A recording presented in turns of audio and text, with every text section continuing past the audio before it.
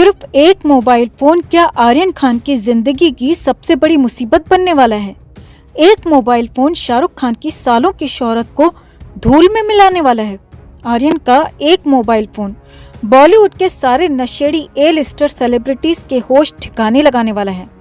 आर्यन का मोबाइल जो इस समय एनसीबी के कब्जे में है और जिसके अंदर से एक एक करके कई बड़े राज बाहर आ रहे हैं। मोबाइल में छुपे इन्हीं राजों के चलते आर्यन खान के वकील सतीश मान शिंदे लाखों की फीस लेकर भी अपने क्लाइंट की जमानत नहीं करवा पाए। दोस्तों, सतीश मान शिंदे बेसिर पैर की दलीलें देते रहे क्योंकि वो भी जानते थे कि एनसीबी के कब्जे में आर्यन का जो मोबाइल है वो क्रूज पर मिली ड्रग से कहीं ज्यादा खतरनाक साबित हो सकता है। आखिर क्यों एनसीबी आर्यन की रिमांड मांगने पर अड़ी हुई थी? एनसीबी के दफ्तर में शाहरुख खान के बेटे आर्यन खान को एनसीबी ने 7 अक्टूबर तक के लिए रिमांड में ले तो लिया, लेकिन वो कौन से ऐसे राज हैं जो आर्यन खान से वो उगलवाना चाहती है?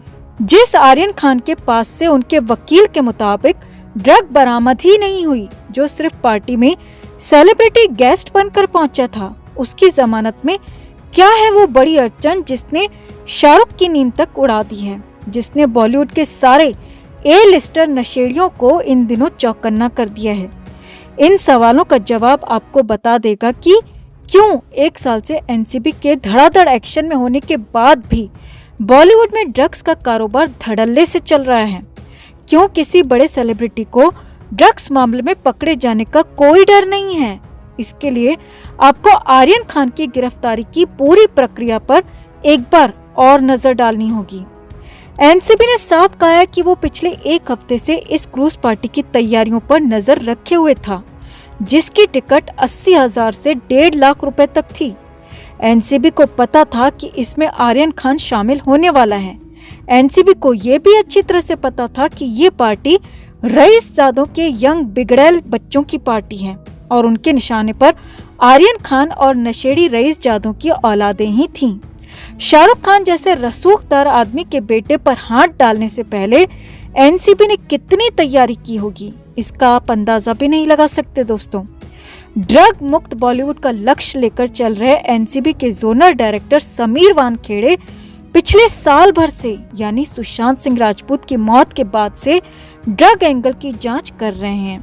उन्होंने अपनी 22 लोगों की टीम क्रूज पर ट्रेवलर बनाकर भेजी थी, जहां आर्यन खान और उसका बचपन का दोस्त अरबाज मर्चेंट अपने बाकी दोस्तों के साथ पहुंच चुके थे और जैसे ही पार्टी शुरू हुई इन्हें दबोच लिया गया।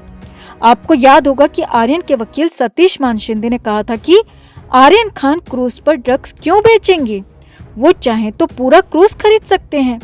तो फिर एनसीबी की हिरासत में आते ही क्रूज खरीदने की हैसियत रखने वाले आर्यन खान अपने पापा शाहरुख खान को फौरन फोन भी तो कर सकते थे। शाहरुख जो अवार्ड खरीदने से लेकर मीडिया हाउस पत्रकारों को खरीदने की बातें तक कर चुके हैं, वो अपने बेटे को क्रूज से ही वापस अपने घर पर ला सकते थे बिना किसी को कोई खबर पता लगे।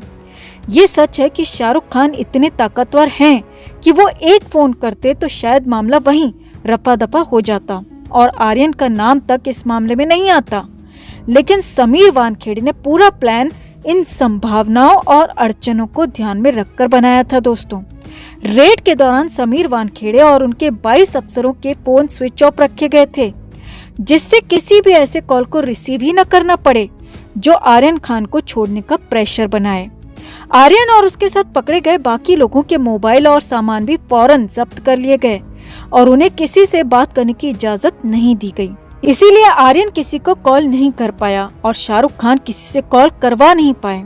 हिरासत में लेने के बाद बड़ी तेजी से कार्रवाई करते हुए इन सभी का मेडिकल करवाया गया, जिससे ड्रग्स लेने की पुष्टि की रिपोर्ट तैयार करके गिरफ्तारी की जा सके और मामला अदालत तक पहुंचाने की पूरी तैयारी हो जाए, क्योंकि एक बार मामला अदालत पहुंचा तो एनसीबी पर केस न दर्ज करने का कोई दबाव नहीं बनता, मामला क्योंकि अदालत के पाले में चला जाता। अब सवाल ये है कि आर्यन खान को गिरफ्तार करने के पीछे एनसीबी का मकसद क्या था, क्योंकि जहां देश भर में रोज किलो के भाव में ड्रग पकड़ी जा रही है करोड़ों करोड़ों रुपए की, वहाँ स्टार किड्स और कुछ रईसजादों के पास कुछ ग्राम पकड़कर एनसीबी क्या हासिल कर लेगी।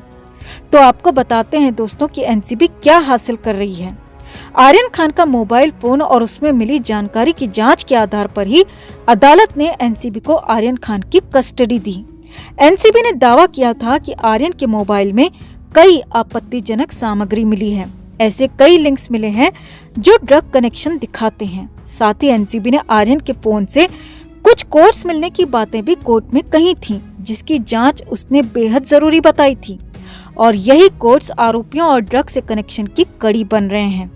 अब पता लगाया जा रहा है कि इन लोगों के पास ड्रग कहां से आती है, कैसे आती है और सुरक्षा जांच एजेंसियों की कौन सी कमी का ये लोग फायदा उठाते हैं। ऐसी कई बातों का अब धीरे धीरे खुलासा हो रहा है।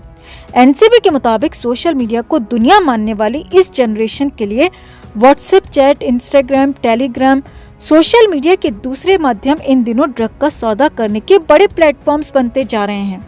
साथ ही सुरक्षा की नजर से बचने के लिए डार्क वेब का इस्तेमाल किया जा रहा है।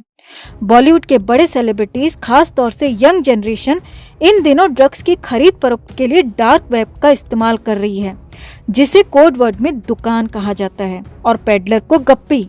नशा करने वाले इसे ऑनियन राउटिंग कहते हैं, जहां ड्रग को खरीद कर और ग्राहक तक पहुंचाने की एक पुख्ता डील होती है और बिना किसी जांच एजेंसी के रडार पर आए ये माल आसानी से पहुंचा दिया जाता है।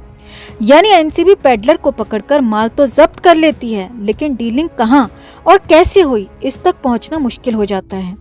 यही डार्क वेब या डार्क नेट इन दिनों ड्रग्स की बुकिंग सप्लाई का एक बहुत बड़ा जरिया बन गया है दोस्तों, जिसमें सेंध लगाना आसान नहीं है। और यही वजह है कि साल भर से एनसीबी धड़ाधड़ ड्रग्स के खिलाफ कार्रवाई कर रही है, फिर भी बॉलीवुड में ड्रग सप्लाई और उसकी खरीद फरोख्त में कोई कमी नहीं आई है। इस डार्क वेब को अमेरिका ने तैयार किया था। अमेरिका ने डार्क वेब का ये फुल प्रूफ सिस्टम अपनी सुरक्षा और जांच एजेंसियों के लिए तैयार किया था। जब ये सिस्टम लोगों के पास गया तो लोगों ने इसे अपने तरीके से तोड़कर इस्तेमाल करना शुरू कर दिया। इसे टॉर और द ऑनियन राउटर भी कहा जाता है। ये एक ऐसा नेटवर्क है दोस्तों, जहां पर यूजर को छुपा दिया जाता है। इसके इस्तेमाल से इंटरनेट पर असली यूजर सामने नहीं आता। यूजर कहां पर है, उसकी ट्रैकिंग और सर्वेलेंस जांच एजेंसियों के लिए पता करना बहुत मुश्किल होता है। आपको बता दें कि डार्क वेब के जरिए सिर्फ ड्रग्स के ही नहीं, बल्कि खतरनाक हथियारों से लेकर चाइल्ड पोर्नोग्राफी जैसे गंभीर अपराध भी होते हैं। एनसीबी ने शक जताया है कि आर्यन खान के फोन से मिलने वाले कोड्स और लिंक्स संदिग्ध हैं, यानी डार्क वेब से जुड़े हुए हैं। बड़े बड़े सेलिब्रिटीज अगर एनसीबी की लगातार बढ़ रही रेड के बावजूद भी ड्रग्स की दुनिया में डुबकी लगा रहे हैं, तो इसकी वजह यही डार्क नेट ड्रग डीलिंग है दोस्तों, जिसका इस्तेमाल अंडरवर्ल्ड भी धड़ल्ले से कर रहा है।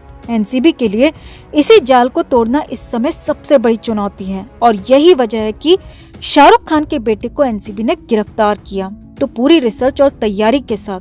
और इसीलिए जब पूछताछ के दौरान आर्यन खान से एनसीबी ने पेडलर के बारे में पूछा तो वो ठीक से कुछ बता ही नहीं पाया। अगर एनसीबी साबित कर देती है कि आर्यन खान ने डार्क वेब के जरिए खरीद फरोख्त की है, तो ये आर्यन खान के लिए एक बहुत बड़ी मुसीबत बन जाएगा। अब सवाल ये है कि क्या शाहरुख खान को आर्यन खान की इस हरकत के बारे में पता है? तो खबरें आ रही हैं कि शाहरुख खान और गौरी को ये तो पता था कि उनका बेटा ड्रग्स लेता है, लेकिन डार्क वेब से डीलिंग के बारे में उन्हें जानकारी है या नहीं, इस बारे में पता लगाया जा रहा है।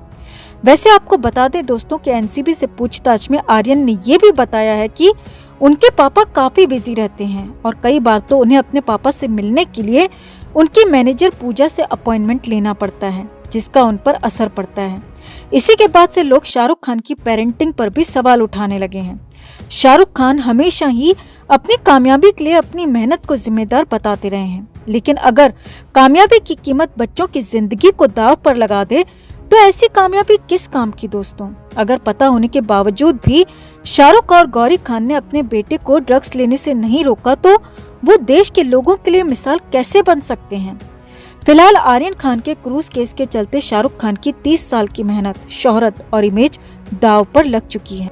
वहीं समीर वानखेड़े जैसे ऑफिसर के तेवर भी साफ बता रहे हैं कि शाहरुख के पैसे से वो केस को कमजोर करने वालों में से नहीं है, क्योंकि समीर वानखेड़े ने भी अपनी मेहनत, ईमानदारी और हिम्मत से जो सरकारी अधिकारी की इमेज बनाई है वो भी इस केस में दांव पर लगी हुई है। अगर वो इसे अंजाम तक नहीं पहुंचा पाए तो एक बार फिर जांच एजेंसियों पर से लोगों का भरोसा उठने लगेगा और समीर वानखेड़े जैसे अधिकारी निश्चित तौर पर ऐसा नहीं चाहेंगे। तो इस खबर को लेकर आपकी क्या राय है? अपनी राय कमेंट में जरूर रखें और वीडियो को लाइक और शेयर कर अपना प्यार और सपोर्ट भी जरूर दिखाएं।